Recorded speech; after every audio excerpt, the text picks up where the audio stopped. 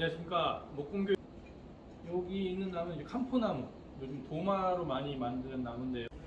다시 시작하겠습니다. 그리고 하나하나 해 나가다 보면 쇠망치를 가지고 조절을 하시는데요. 이 날을 직접 때린 각도가 또 조절이 되고, 제가 미끄러지는 슬라이딩 됐습니다. 그리고 그러면 어차피 정도로 사용이 되는 거니까요. 그 작업하는 여기 이번에까지 절단 가능합니다. 절단 이렇게 목재를 다루게 되겠습니다. 다양한 각도. 네, 지금 이 기계는 띠톱이랑 띠톱을 한다 했을 때 손잡이 이런 모양 비슷한 모양이 되겠죠. 드릴 작업이 될 겁니다. 자, 이 드릴 작업을 할 때도 많이 되거든요. 한번 뚫어보겠습니다. 마지막인가요? 네. 그러면 시작하도록 하겠습니다. 잠깐 이게 살 건데요. 가구를 만들거나 할 때 많이 사용하시고, 아까 만들었던 이 목심을 가지고 지금 배터리 어차피 없어서 지금 끄...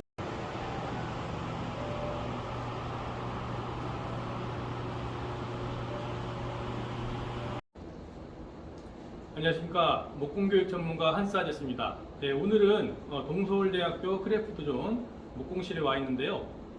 이 목공실에 사용하는 도구들과 목재에 대해서, 그리고 기본적인 안전교육에 대해서 영상을 촬영하러 왔습니다. 한번 관심 있게 봐주시고 재미난 목공 활동 되시기 바라겠습니다. 목재 중에 하나가 이거는 이제 집성판이라고 해요. 집성판. 원목을 가지고 붙이는 거예요. 여기 보시면 이렇게 나무 색깔이 다르죠? 이렇게 이만큼의 두께의 나무를 붙인 겁니다. 이쪽 면을 봐가지고는 잘 이해가 안 되는 경우가 있는데요. 그때는 이 목재의 절단면을 보시면 이 절단면이 나무 결이 연결이 되지 않고 따로따로 되어 있다는 것을 아실 수 있을 거예요.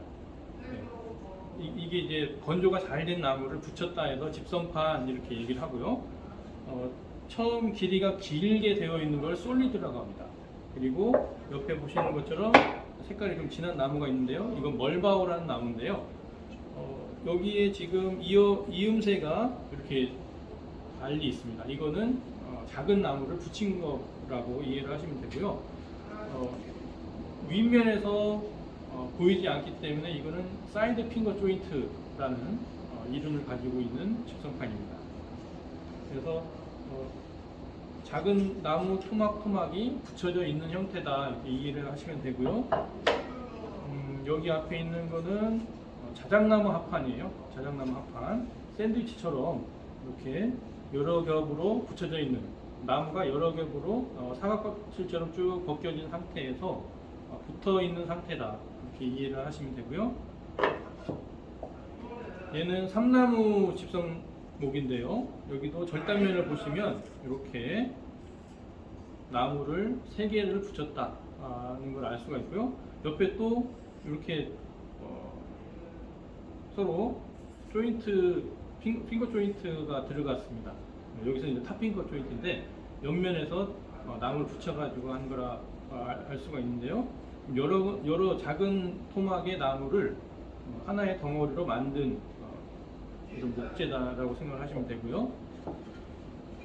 여기 있는 나무는 이제 캄포나무, 요즘 도마로 많이 만드는 나무인데요.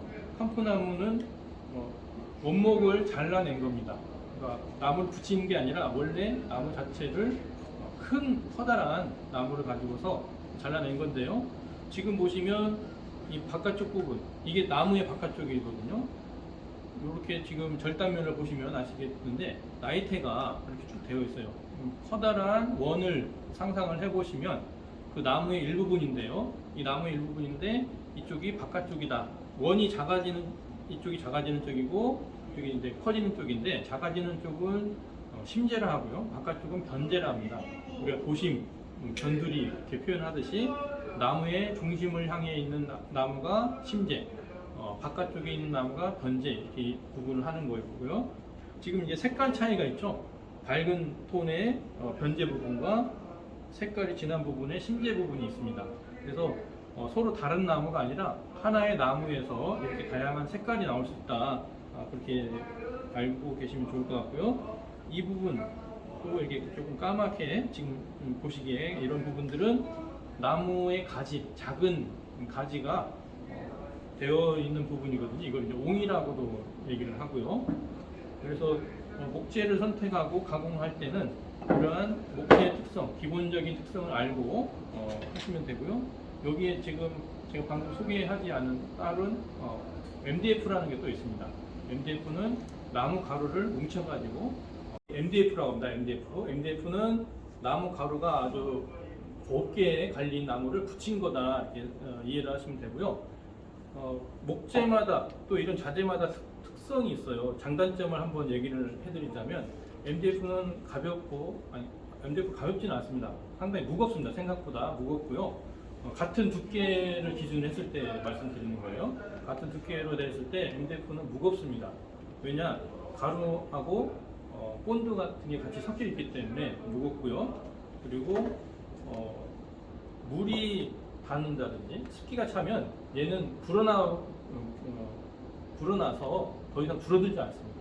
그래서 습기에 아주 취약한 단점을 가지고 있습니다. 그래서 습기가 많은 그 지하라든지 이런 데 MDF를 쓰게 되면 벽면 장식이나 뭐 요즘 마루 있죠, 강화마루 이런 데도 MDF를 쓰는데 그럴 때는 습기에 취약해서 바닥면이 벽면이 울퉁불퉁해진다. 대신 쌉니다. 아주 저렴한 가격을 형성하고 있습니다. 그리고 그 다음에는 이제 합판을 한번 얘기를 해볼까요? 합판은 정말 이렇게 샌드위치처럼 차곡차곡 쌓여져 있는데요. 지그재그 그러니까 90도씩 꺾여가지고 이게 붙어 있는 형태입니다. 그래서 같은 두께에 비해서 가볍습니다. 가볍고 튼튼합니다. 나무 결을 우리가 목재를 쓸 때 제일 이해해야 될 게 나무 결이거든요. 나무 결을 서로 90도 직각 교차해서 붙여놓은 형태이기 때문에 두께에 비해서 강도가 상당히 잘 나옵니다. 그래서 합판은 가볍고 튼튼합니다.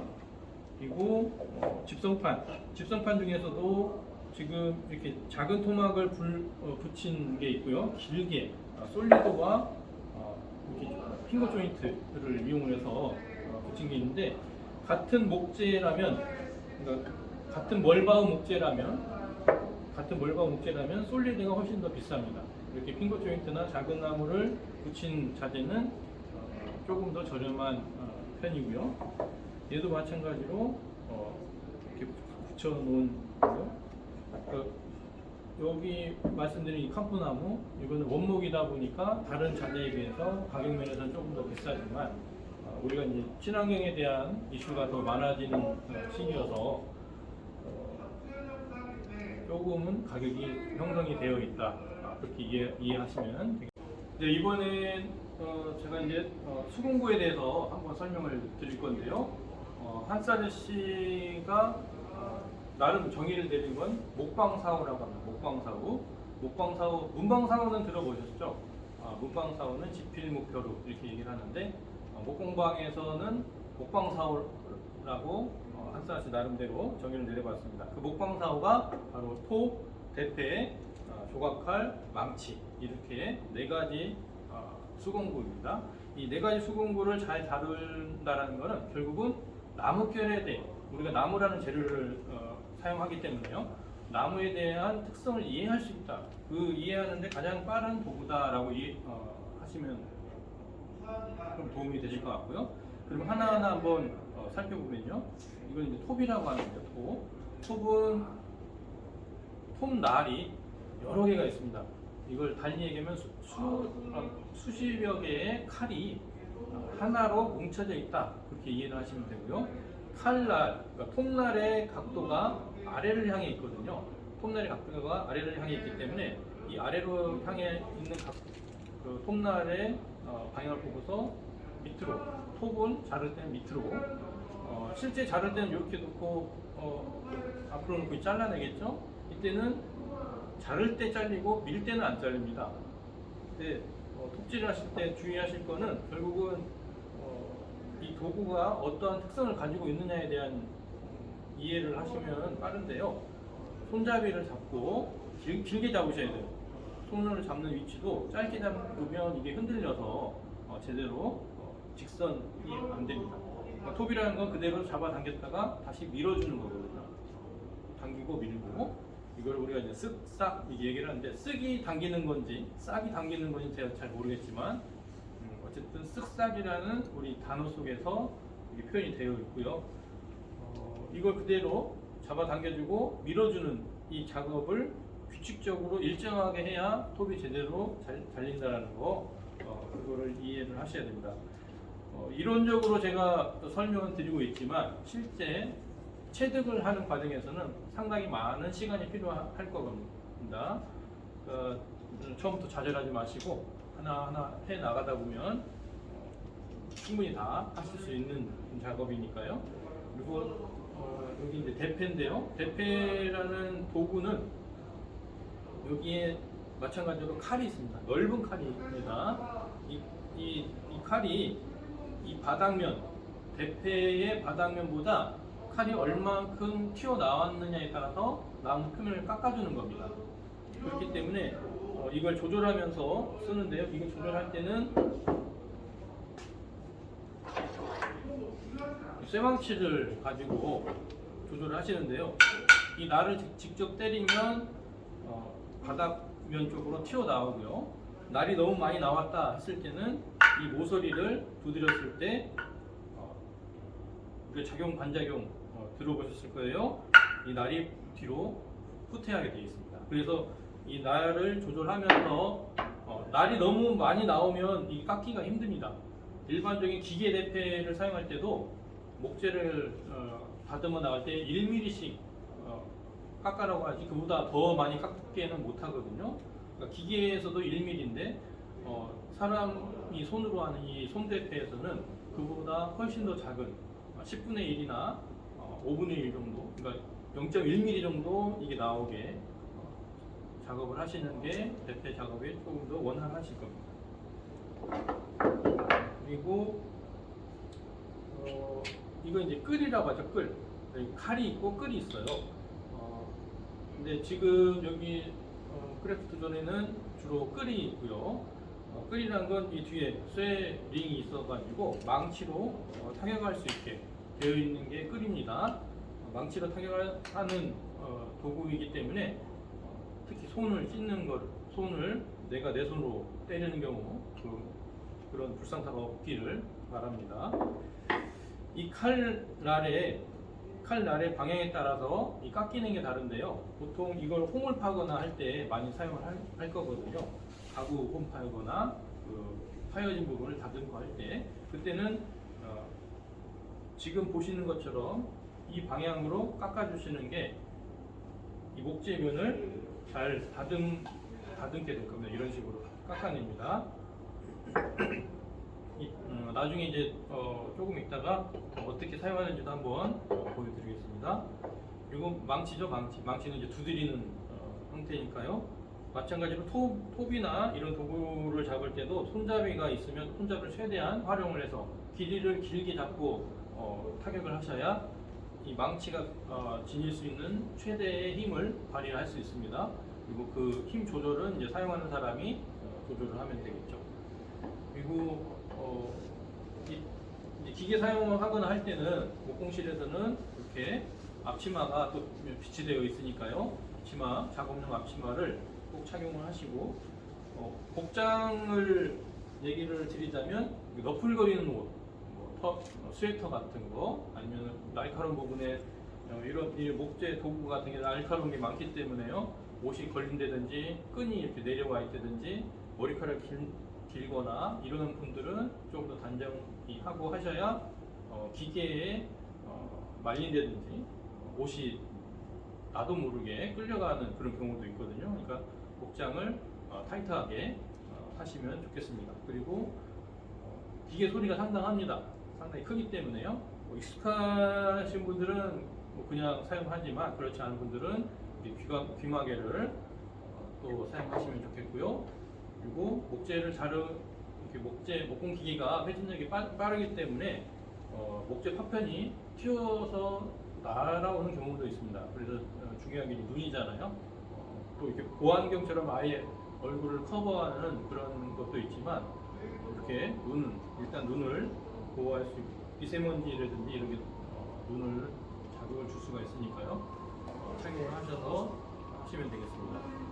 그럼 기본 지금까지 이제 웬만한 수공구에 대해서 이제 설명을 드렸는데요. 이제 기계를 하나하나 사용을 해보면서 기계 고유의 그런 안전 수칙, 사용 방법에 대해서 한번 알아보겠습니다. 네, 여기는 보시다시피 많은 목공 기계들이 있습니다. 이 목공 기계들을 어떻게 사용하는지 한번 하나하나 알아보겠습니다. 먼저 이제 소개를 할까요? 기계들 소개를 보면 여기 처음에 있는 이 기계가 루타라고 하는데요. 잘 안 보이.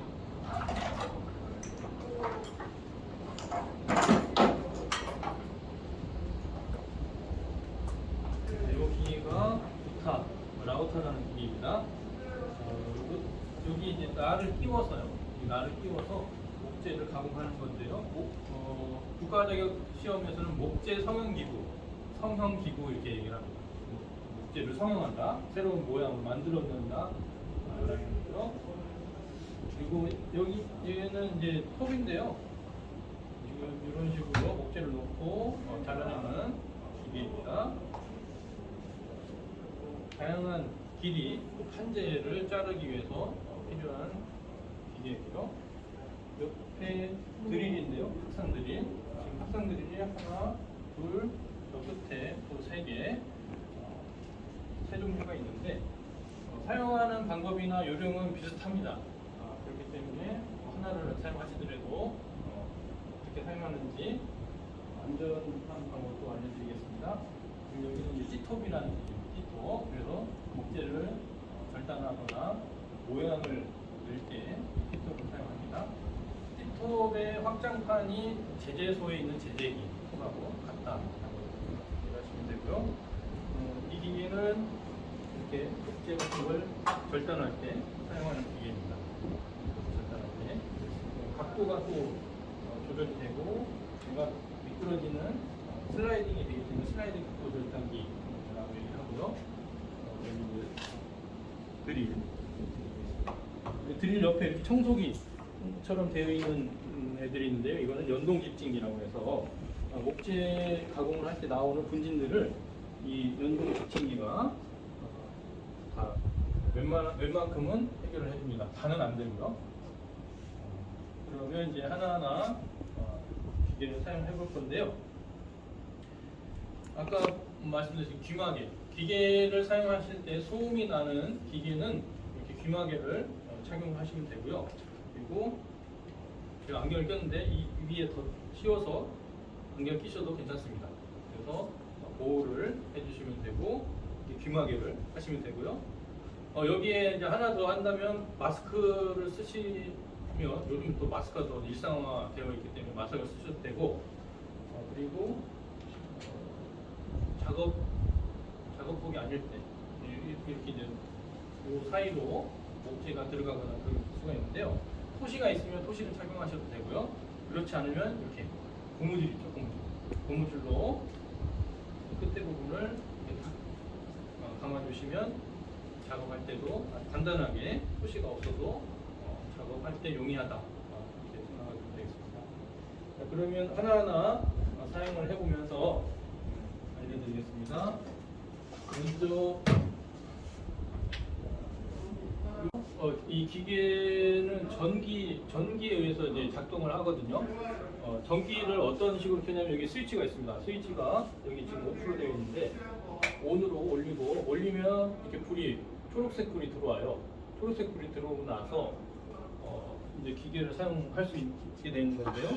지금 보시면 제가 자르려는 목재 두께가 있고 톱날이 올라온 정도가 있습니다. 이때는 여기 톱날 높이를 조절하는 게 있거든요. 이거를 먼저 검정색 레버를 풀어주고 왼쪽으로 돌리면 왼쪽 방향을 돌리면 지금 톱날이 내려가고 오른쪽 방향을 돌리면 톱날이 올라오게 되어 있습니다. 근데 톱날을 너무 많이 올려놔도 그렇고 물론 톱날이 이제 내려오면 이게 안 잘리겠죠. 그래서 목재, 내가 자르려고 하는 목재보다 한 2, 3mm 정도 올라온 높이 정도로 하시는 게 안전하게 작업을 하실 수가 있습니다. 그래서 실제 목재를 한번 기계 가동하기 전에 목재를 톱날 옆에 딱 대두고 그 다음에 높이 조절을 해가지고 너무 많이 올라오지 않게 목재만 잘릴 수 있는 두께 높이만 확보가 되면 되거든요. 그래서 지금 이 목재보다 한 2, 3mm 정도 톱날이 제일 높은 톱날의 위치가 2, 3mm 정도 올라온 상태 이게 좀 안전한 상태다 보면 될 것 같고요. 그런 다음에 이 검정색 레버를 오른쪽으로 돌려가지고 고정을 하시면 되겠습니다. 자, 그러면 이거를 우리가 흔히 이제 표현할 때 썰매라고 얘기하죠. 썰매라고 얘기를 하는데 이 썰매를 사용하는 방법은 이 절단면 이 부분이 직각을 맞추기 지금 이 길다란 결 방향과 직각을 맞추기 위해서 잘라내는 작업을 하는 건데요. 왜냐면은 이 원목은 시중에 판매하는 거 바로 구입했을 때 이 직각이 맞지가 않습니다.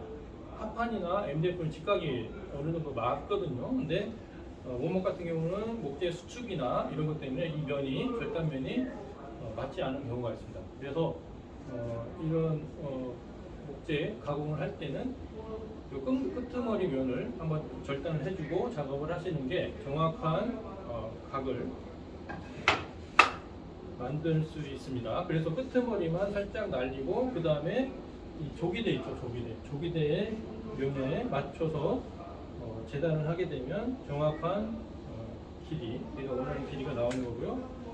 지금 이 작업은 나무 결을 끊어주는 작업입니다. 그리고 내가 원하는 폭의 작업은 여기 조기대에 밀착을 해주고 그대로 밀어주는 작업을 통해서 목재를 얻을 수가 있는데요. 지금 이 썰매는 분리가 됩니다. 이거 떼면 분리가 되는 거고 실제 사용할 때는 또 다른 용도로 사용이 되는 거니까요. 그 작업하는 여기 이제 도움 주시는 튜터분한테 도움을 얻어가지고 작업을 하시면 훨씬 더 안전한 작업이 될 거고요. 일단 한번 잘라보겠습니다. 여기 스위치, 여기 메인 스위치를 켜서 올리면 초록색 불이 들어오고요. 그 다음에 빨간 커다란 이거를 앞으로 잡아당겨서 돌아갑니다. 돌아가는 상태에서 이게 손으로 넣어가지고 손으로 약간 고기를 쪽으로 잡아당겨준다라는 느낌으로 하다가 목재가 떠있으면 손으로 잘립니다.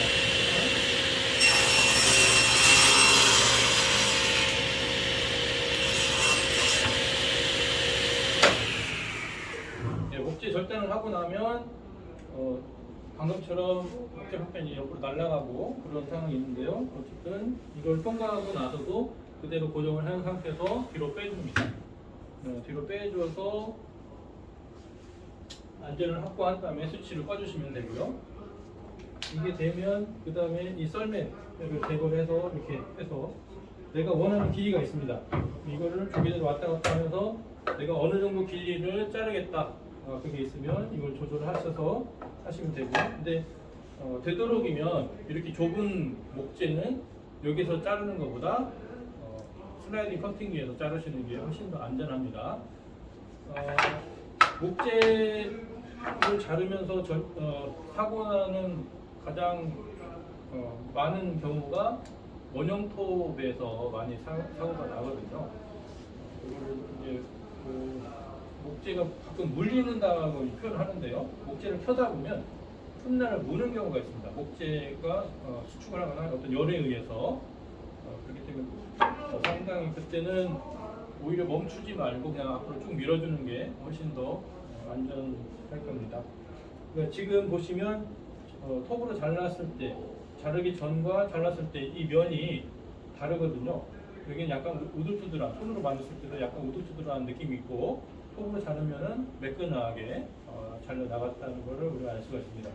그래서 정확한 답을 얻기 위해서는 이 작업이 먼저 선행이 되고 나서 그 다음에 내가 원하는 길이의 크기에 맞춰가지고 이걸 자르시면 됩니다. 지금 여기 위에 있는 거는 썰매, 흔히 얘기하는 썰매이기 때문에 이렇게 제거를 해서 내가 원하는 길이만큼 또 자르시면 되고요. 그때는 요 옆에 것도 마찬가지로 제거를 하고 나서 작업을 하실 수가 있습니다. 다음 이해로 한번 넘어가 볼까요? 네, 이번에 이제 또 설명드릴 기계는 슬라이딩 각도 절단기입니다. 슬라이딩 각도 절단기. 슬라이딩이라는 거는 여기 보시면 이렇게 미끄러지는 형태가 해서 슬라이딩이고요. 각도, 얘를 누르고 움직이시면 이 각도, 내가 원하는 각도를 다양하게 자를 수 있는 겁니다. 그래서 슬라이딩 각도 절단기고, 슬라이딩이 되기 때문에 지금 30cm 정도 되는 판대까지 절단 가능합니다. 절단하는 기계입니다. 아까 먼저 설명드린 기계는 주로 켜는 톱이고요. 얘는 자르는 톱입니다. 켠다와 자른다에 대한 거를 잘 이해를 하시는 게 뭐냐면, 켠다는 건 나무 결을 그대로 우리가 톱질하는 걸 켠다라고 하는 거고요. 나무 결을 끊어내는 걸 자른다 라고 하는 겁니다. 그래서 수공구 톱 중에서도 켜는 톱, 자르는 톱이 있고, 이 목공 기계에서도 당연히 켜는 톱과 자르는 톱이 있습니다. 켜는 톱은 톱날의 간격이 넓습니다. 그리고 자르는 톱은 톱날의 간격이 좁습니다. 지금 이 톱은 조금 더 개발이 돼서 그런 건지 우리 지금 이제 저 아까 봤던 톱은 톱날 간격이 상당히 넓은 거고요. 그래서 나무를 자를 때 모든 목공기계가 다 마찬가지로 이렇게 조기대라고 있어요. 조기대 부분에 밀착을 시켜놓고 를 자르게 되어 있습니다.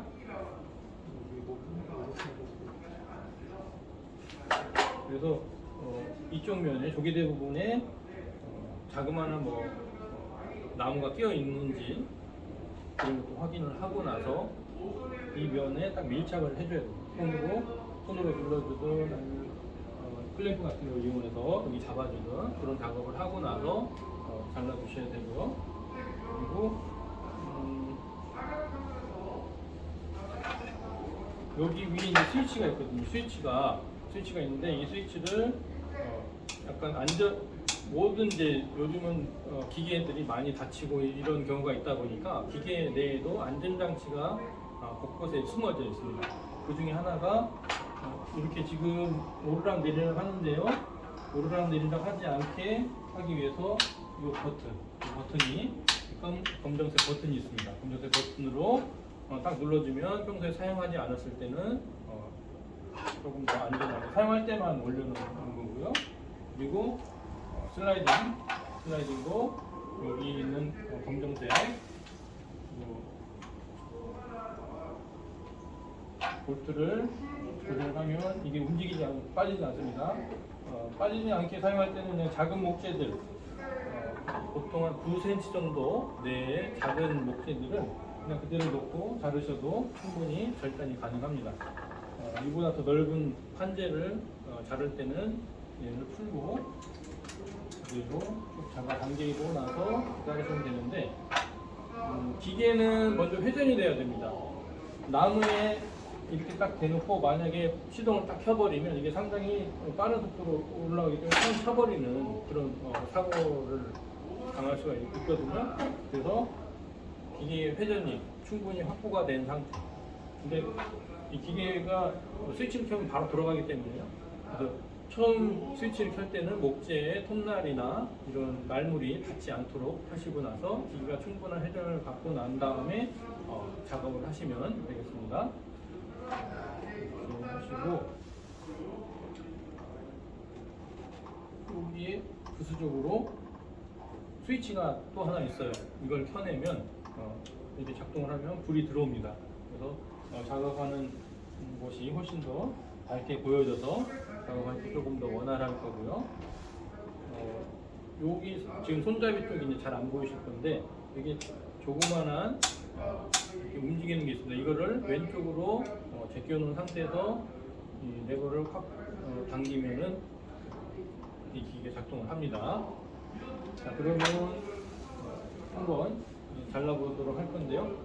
이 각도를 하나 더 여기 설명을 드리면 이 뒤에 레버를 풀면 이렇게 이 각도도 조절이 됩니다. 그래서 이렇게 움직이는 각도 되지만 이걸 동시에 얘도 움직여서 다양한 각도의 목재를 만들 수 있다. 그렇게 이해하시면 되겠습니다. 주로 사용하는 각도에서는 이렇게 딸깍딸깍 소리가 납니다.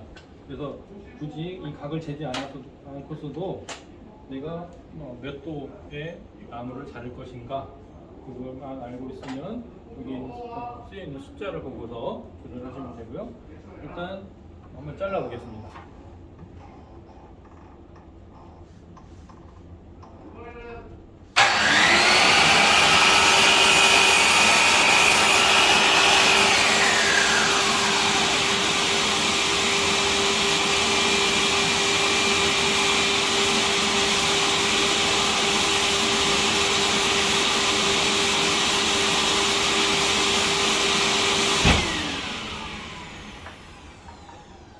네, 지금 연동 깁증기가 상당히 오랜 시간 돌아가는 거는 여기에 있는 호스를 다 빨아 당기기 위해서 돌아가는 시간인 거고요. 가끔 펑펑 하는 소리가 들릴 겁니다. 근데 깜짝깜짝 놀라지 마시고 먼지를 털어내는 그런 소리이기 때문에 그대로 사용하시면 되고요. 이 목재를 자를 때 주의하실 거는 이 지금 여기에 스프링이 있어요. 스프링이 있어서 상당히 누르는 힘이 많이 필요합니다. 헬스장에서 운동하듯이 팔 힘이 많이 요구가 되고요. 그런 상태에서 유지를 해줘야 됩니다. 이거 그대로 이 눌러진 상태를 유지를 하면서 끝까지 가주셔야 돼요. 근데 끝까지 간다고 해서 너무 세게 쾅 부딪히면 이 기계에 무리가 올 수가 있기 때문에 부드럽게 쭉 밀어주시면 됩니다. 항상 한쪽 손으로는 지금 스위치가 오른손으로 잡을 수 있게 되어 있거든요. 그래서 왼손잡이이신 분은 좀 불편하실 건데 어쩔 수 없습니다. 기계에 맞춰야죠. 그래서 왼손으로는 목재를 눌러주시고 오른손으로는 이 스위치를 작동하면서 이 기계를 끝까지 가도록 가볍게 가야 됩니다. 뭐 세게 팍 밀어버리면 이 기계는 더 오래 쓰지 못할 수가 있습니다. 그래서 만약에 이걸 끝까지 가지 않으면 목재가 안 잘리는 경우가 있습니다. 제가 공방에서 수업을 하거나 교육을 할 때도 보면 처음에 이제 다루는 게 익숙치 않다 보니까 이걸 넓은 판재를 자를 때 미리 내려서 이쪽 끄트머리 부분이 잘리지 않은 상태에서 앞으로 전진을 하고 다 잘리지 않았는데 위로 올려버리는 경우가 있거든요. 그러면 목재가 절단이 안 되기 때문에 끝까지 처음에 먼저 내려서 그러니까 스위치를 켜서 내려가지고 눌러준 상태에서 그대로 전진을 하면서 끝까지 딱 간다. 그런 다음에 이걸 떼주시면 되겠습니다. 한 번 더 잘라볼까요? 내가 어느 정도 자를지 위치를 잡아준 다음에 이걸 뒤로 뺀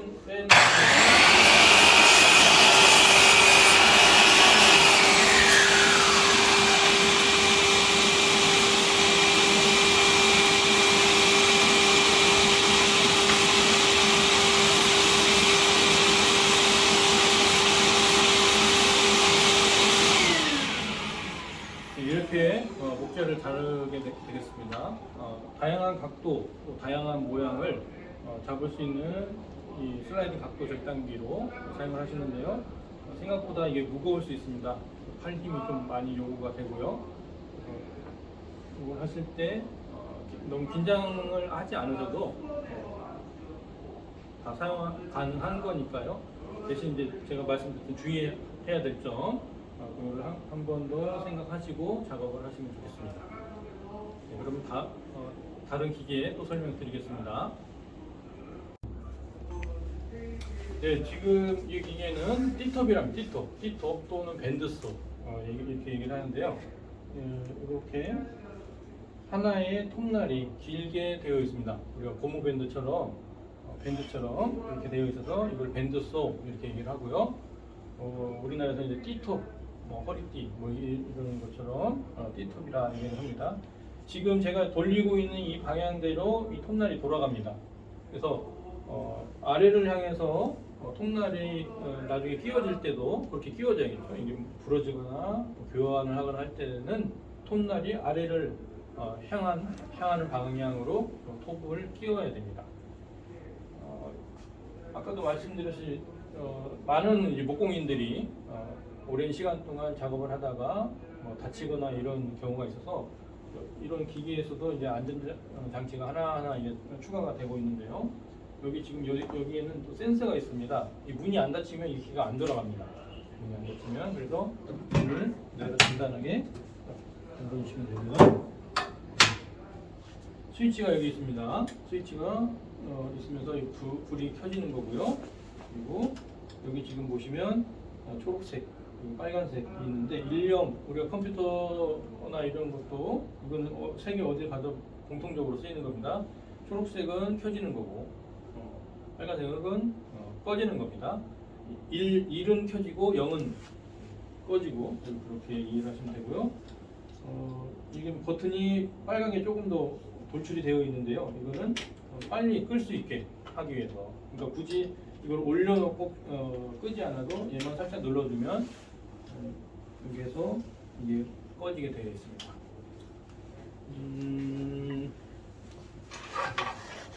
톱날의 두께나 이거에 따라서 많이 이제 사용을 하는데요. 지금 끼워져 있는 톱날은 6mm 톱날이고요. 그래서 웬만한 모양을 절단하기에 적당한 톱날입니다. 지금 여기 아까 그 썰매 일종이라고 생각하시면 될 것 같아요. 작은 목재를 놓고 여기에 끄트머리를 절단하는 그런 작업을 할 때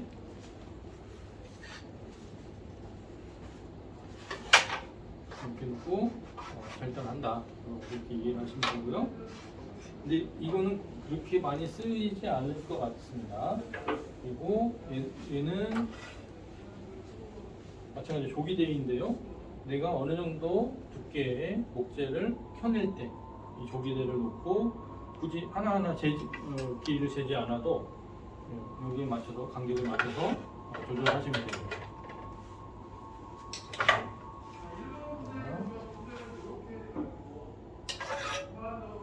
지금 보여드릴 거는 이렇게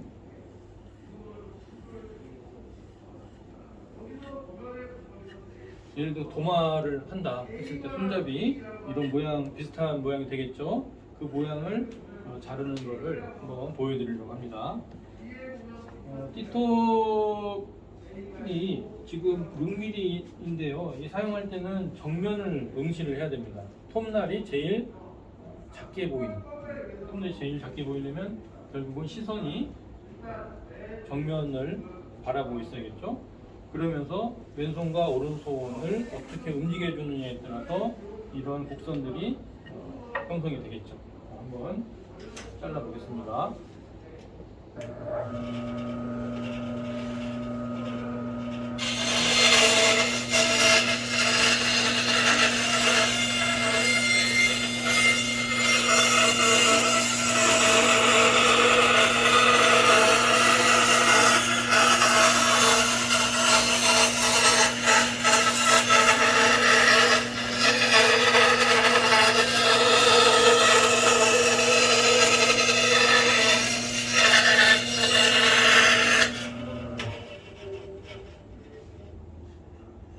이렇게 해서 이 모양을 잘라내는 기계입니다.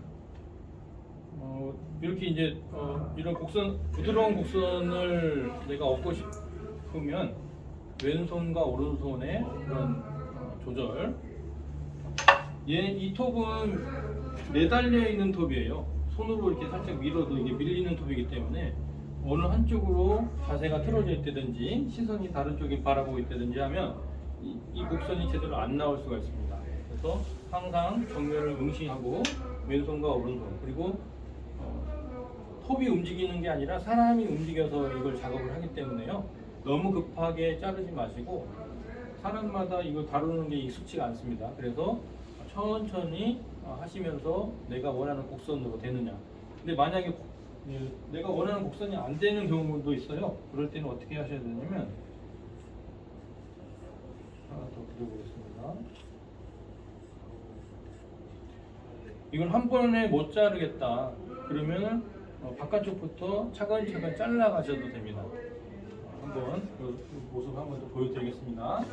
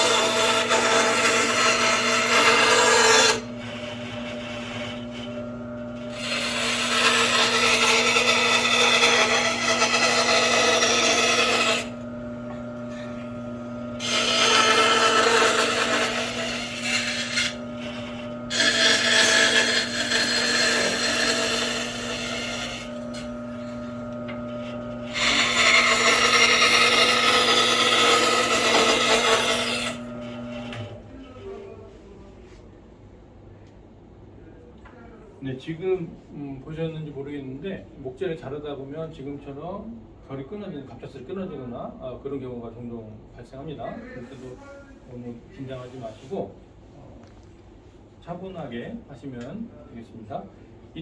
지금 얘는 한 번에 곡선을 써서 만들어낸 거고요. 얘는 결을 끊어갑니다. 결을 먼저 끊어주는 작업이 우선되어야 됩니다. 차근차근 끊어나갈 때는 결을 먼저 끊어주시고 그 다음에 결 방향으로 목재를 절단하셔야 조금 더 안전한 작업이 되겠습니다. 이 톱을 사용하다가 뒤로 뺄 때 톱날을 앞으로 밀 때는 괜찮은데요. 뒤로 빼낼 때 이 톱날에 목재가 물리는 경우가 있어요. 그렇기 때문에 결 방향을 먼저 자르는 것보다는 결을 끊어주는 방향을 톱을 먼저 써주시는 게 안전한 작업이 될 겁니다.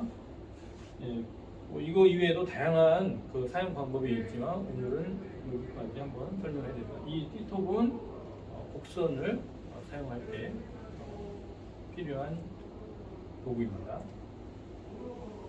드릴입니다. 탁상 드릴, 탁상 드릴인데 일반적인 드릴은 그냥 손으로 잡고 하는 거지만 얘는 이제 정반이에요. 정반.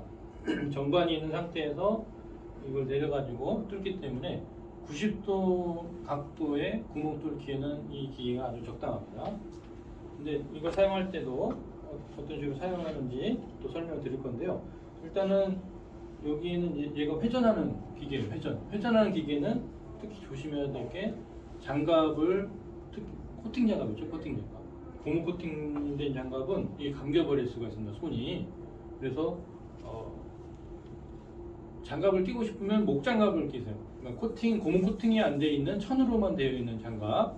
근데 사실 목공은 장갑을 안 하는 게 국가 시험 자격증 시험 볼 때도 장갑을 안 끼는 게 안전으로 되어 있습니다.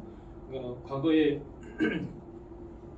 장갑을 껴가지고 기계에 장갑이 빨려가면서 아니면 옷이 빨려 들어가면서 손도 빨려 들어가고 그런 대형 사고들이 있었기 때문에 그런 건데요. 되도록이면 이런 기계를 사용하실 때는 장갑을 끼지 않고 사용한다. 이걸 항상 염두하시고 또 주변에서 누군가 그렇게 하고 계시면 옆에서라도 그 안전에 대해서 얘기를 해주시면 좋겠습니다. 여기에는 이제 드릴 날을 끼우는데 여기 지금 여러 가지 굵기의 드릴 날이 있습니다. 이 기계는 13mm 굵기의 날까지 여기 들어갈 수가 있는데요. 그리고 풀어내는 거죠.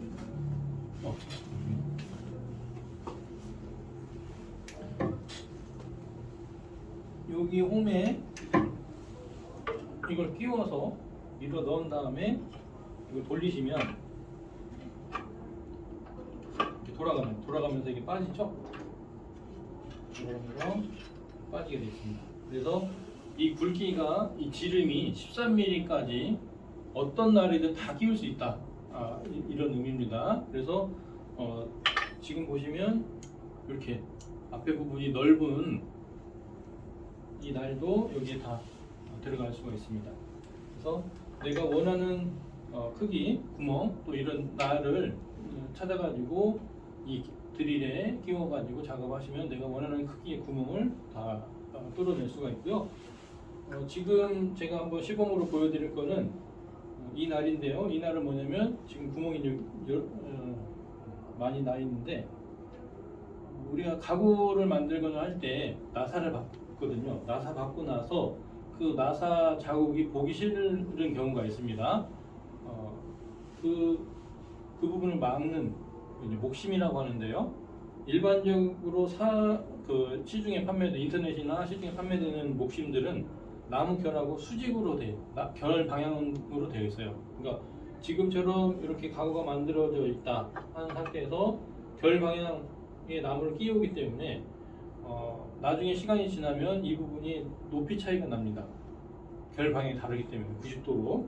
근데 지금 요 목심을 만드는 이 날을 가지고 하게 되면 같은 결 방향으로 끼워 넣게 되거든요. 그래서 시간이 많이 지나도 같은 그 수축하는 방향이 같기 때문에 그 높이 차이가 나타나지 않습니다. 네, 그래서 이거 다시 한번 끼우고요.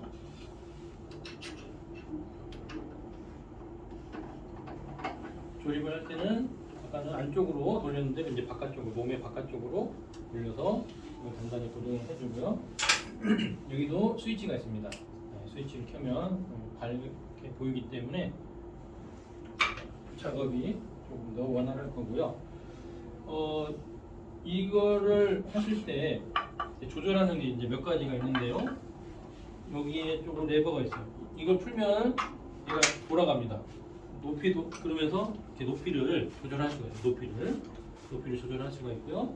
다시 이걸 잠그면 이렇게 움직이지 않게 잠궈 놓으면 안전한 작업을 할 수가 있습니다.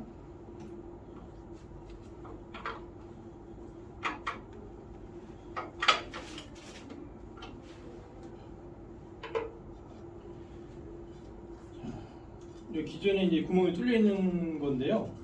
지금 보시면 앞면, 뒷면 어느 쪽이든 다 이렇게 뜯어져 나간 게 있는데 이거는 왜 이렇게 됐냐면 바닥에다가 이런 합판, 그러니까 나무를 깔지 않고 바로 뚫었기 때문에 이런 현상이 있는 거거든요. 그러면 혹시라도 하실 때는 이 구멍의 가운데를 이 날이 관통할 수 있게 만들어 주시고요.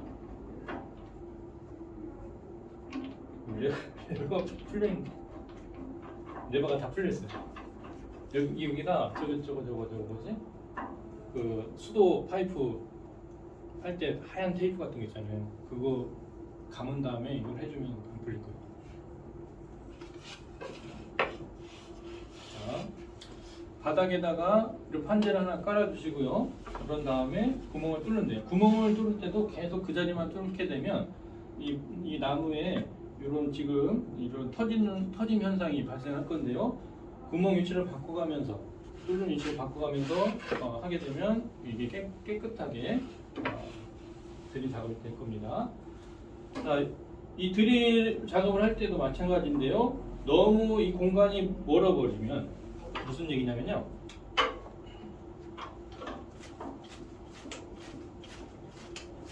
이런 식으로 공간이 많이 차이가 있으면 이걸 한참 내려야 됩니다. 이 레버를 한참 내려야 구멍이 뚫리는. 너무 많이 차이가 나면 또 잘 뚫리지도 않고요. 그래서 구멍을 뚫는 위치에서 한 5mm 정도, 날 끝부분과 이 목재와 사이를 한 5mm 정도 떨어뜨린다 생각을 하시고,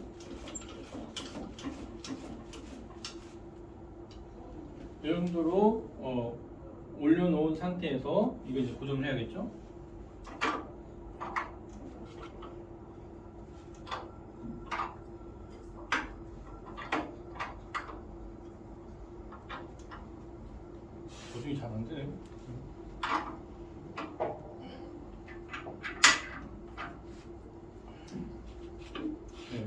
고정을 해 놓으시고 그러면 이 레버를 딱 내렸을 때 이게 작업이 원활하게 되거든요. 한번 뚫어 보겠습니다.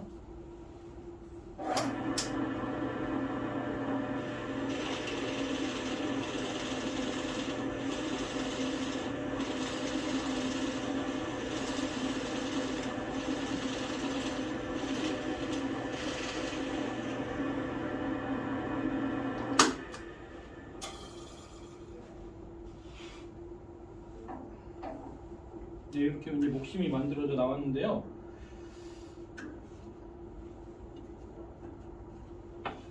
이렇게 나왔습니다. 근데 지금처럼 하는 방법보다 훨씬 더 작업이 용이한 방법을 하나 더 알려드리자면,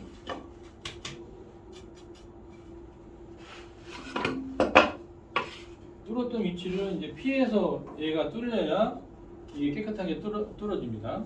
그런 상태고, 얘를 할 때는 지금처럼 하나하나 만들지 마시고요.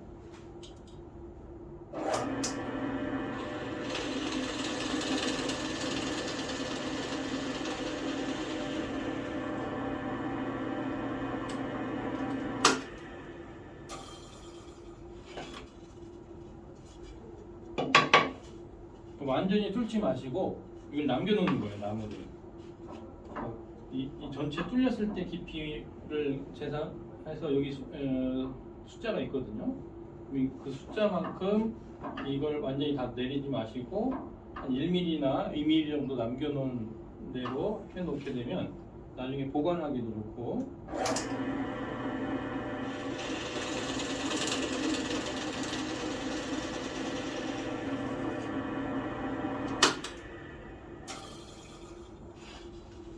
이렇게 해서 하나씩 하나씩 뜯어서 손으로만 결방향을 제껴도 잘 빠지거든요.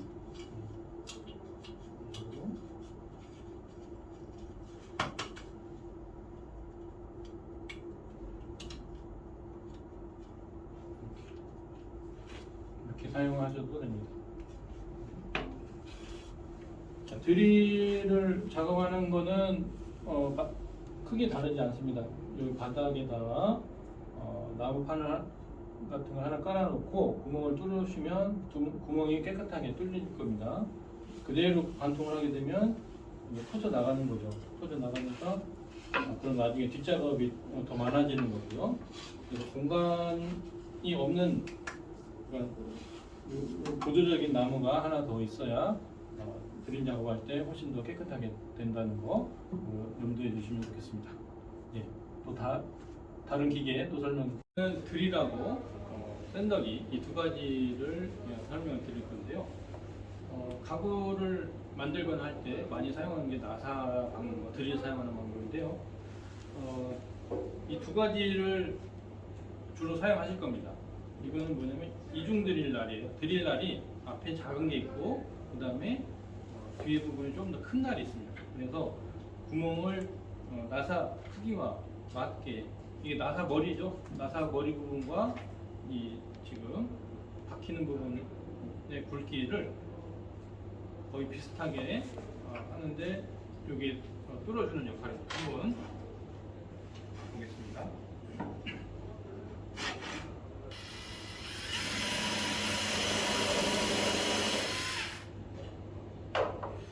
잘 보이실지 모르겠는데요.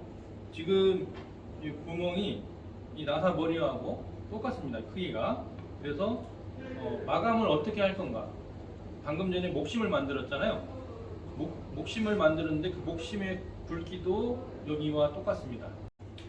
예, 이중 드릴날로 먼저 구멍을 뚫고요. 그 다음에 이 나사를 이렇게 해서 막아주는데 살짝 한번 처음에는 돌려주고 그 다음에 그대로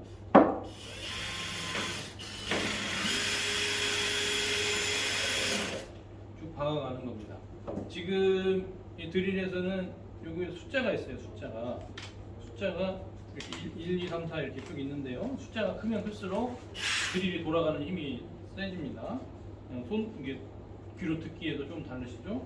그리고 여기 지금 드릴 날 모양, 이거는 계속 돌아가는 그런 형태로 되고요. 그래서 사용 어떻게 하느냐에 따라서 이 힘 조절을 하시면 됩니다. 그리고 지금 여기 보시면 검정색 이 버튼이 있어요. 이 버튼이 내 몸 오른손잡이를 기준으로 했을 때 내 몸 쪽으로 튀어나왔다. 이때는 이게 잠기는 겁니다. 잠기는 거고 반대로 쭉 밀어주면 풀리는 겁니다. 풀어주고 잠기고 이 레버 이 버튼을 눌러주는 거에 따라 달라지고요. 가운데로 딱 해놓게 되면 브레이크 이게 안 움직입니다. 안 움직이고 그대로 멈춰진다. 이렇게 이해를 하시면 되고요.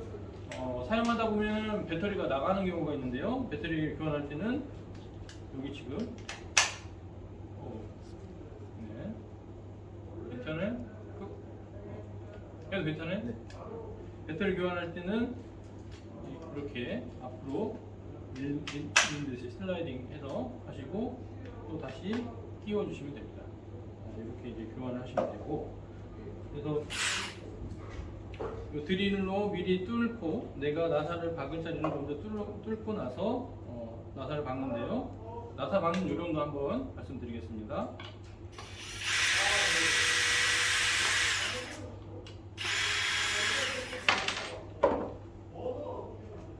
넓은 판재, 지금은 이제 길이가 한 15cm 정도 되는데요. 20cm나 30cm 이런 식으로 넓은 판재를 고정하실 때는 순차적으로 나사를 박아가는 게 제대로 작업이 마무리가 됩니다. 왜냐하면은 원목 지금도 얘를 자세히 보시면 이게 보이실지 모르겠는데 이렇게 휘어져 있거든요. 옆면으로 다 봤을 때.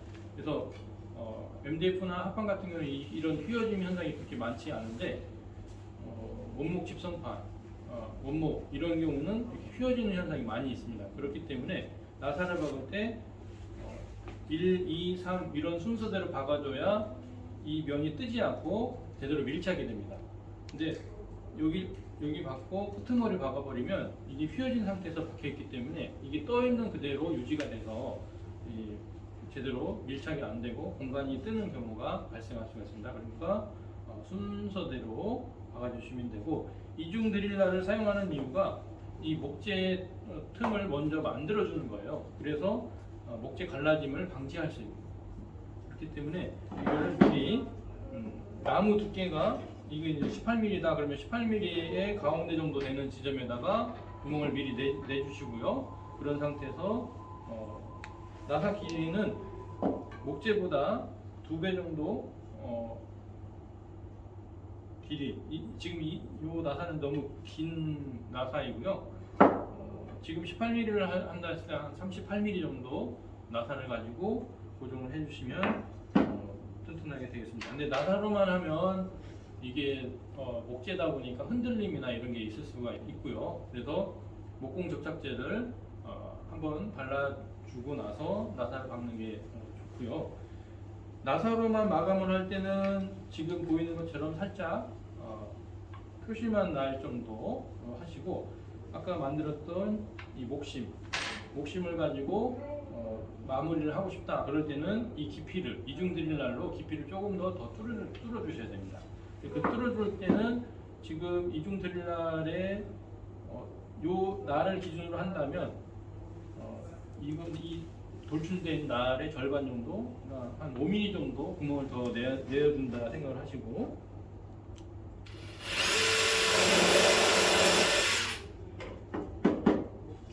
이렇게 깊이를 그냥 나사로만 마무리할 때는 이렇게 구멍을 내시고요.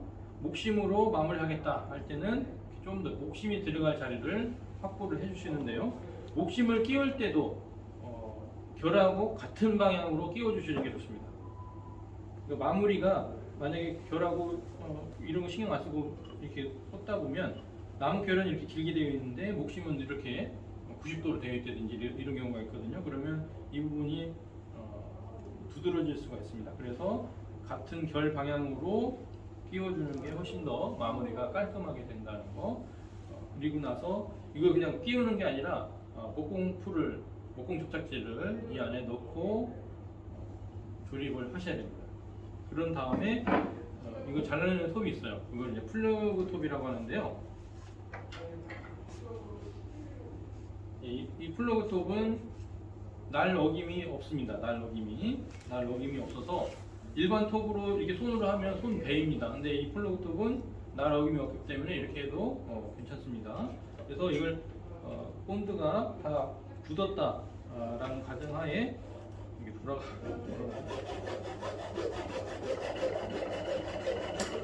이렇게 지금 이제 굳어 있지 않은 상태에서 이게 됐는데요. 이렇게 눌러가지고 톱날을 이렇게 유일하게 톱을 휘어도 괜찮은 톱이 이 플러그 톱입니다. 옥심 제거하는 톱입니다. 이렇게 해서 이 톱 방향도 나무 결하고 수직인 방향보다 나무 결하고 같은 방향으로 잘라주시는 게 혹시라도 모를 흠집이 생겼다 했을 때 나무 결 방향으로 흠집이 생기면 잘 모르거든요. 근데 결이 끊어지는 방향으로 톱질을 했을 때 흠집이 났다 그러면 그 자국이 아주 선명하게 두드러집니다. 이렇게.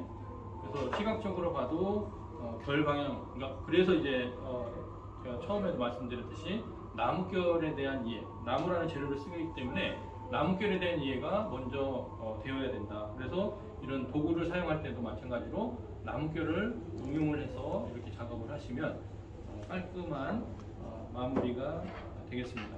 이런 상태에서 이제 샌더기 사포를 쓰는데요.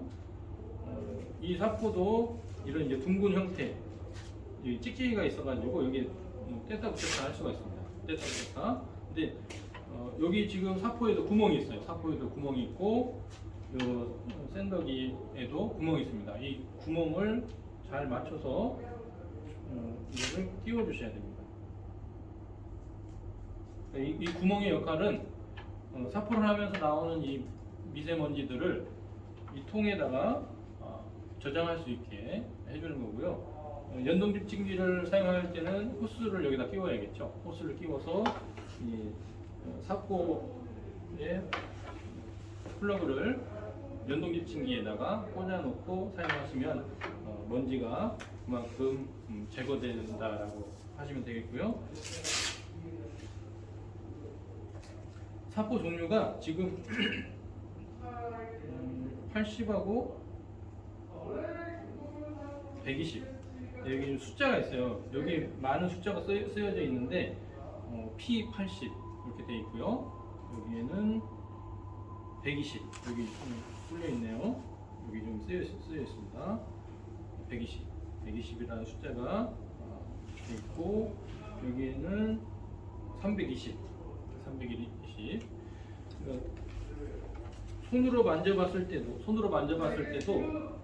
손으로 만졌을 때도 거칠기가 조금씩 다르거든요.